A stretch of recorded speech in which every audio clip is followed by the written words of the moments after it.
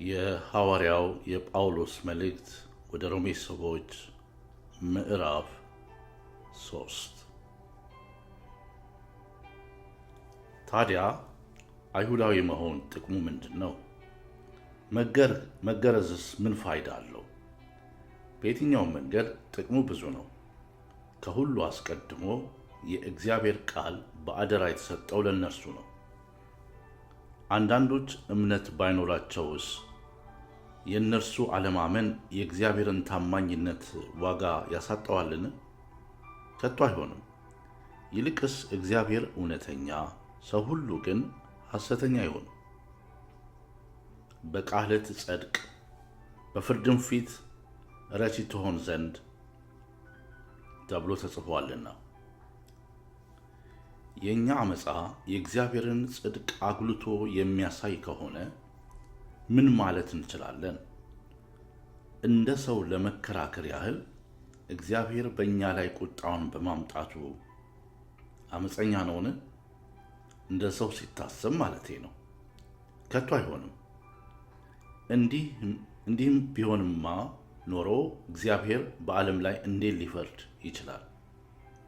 የእኔ ውሸተኛ መሆን የእግዚአብሔርን እውነተኝነት የሚያጎላ ክብሩንም የሚጨምርለት ከሆነ ኃጢአተኛ ተብዬ እስካሁን እንዴት ይፈረድብኛል በማለት ሊከራከር የሚችል ሰው ይኖር ይሆናል።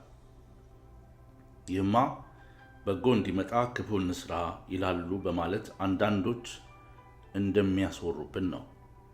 በእነዚህ ሰዎች ላይ የሚደርሰው ፍርድ ትክክለኛ ነው። እንግዲህ ምን እንላለን? እኛ ከእነርሱ እንበልጣለንን? ከቶ አይደለም።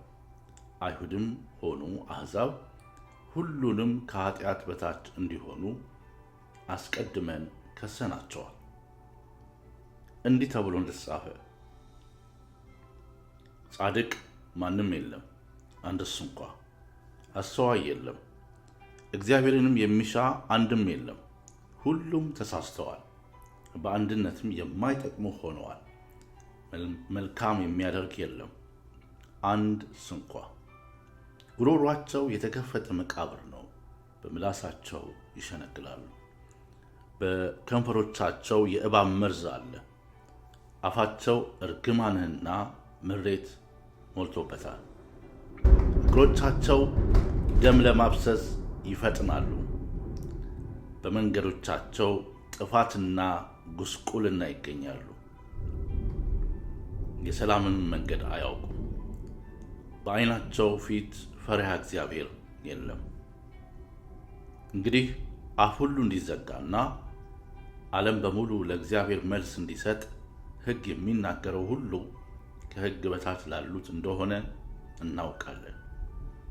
ስለዚህ ሕግን በመጠበቅ ማንም ሥጋ ለባሽ በእርሱ ፊት ሊጸድቅ አይችልም። ይልቁንም በሕግ አማካኝነት ኃጢአትን እንገነዘባለን። አሁን ግን ሕግና ነቢያት የመሰከሩለት ከሕግ ውጭ የሆነ የእግዚአብሔር ጽድቅ ተገልጧል። ይህ የእግዚአብሔር ጽድቅ ኢየሱስ ክርስቶስን በማመን የሚገኝ ጽድቅ ነው። ልዩነት የለም። ምክንያቱም ሁሉም ኃጢአትን ሰርተዋል፣ የእግዚአብሔርም ክብር ጎድሏቸዋል። በኢየሱስ ክርስቶስ በሆነው ቤዛነት እንዲያው በጸጋው ጸድቀዋል። በደሙም በሆነ እምነት እግዚአብሔር የማስተሰሪያ መሥዋዕት አድርጎ አቅርቦታል።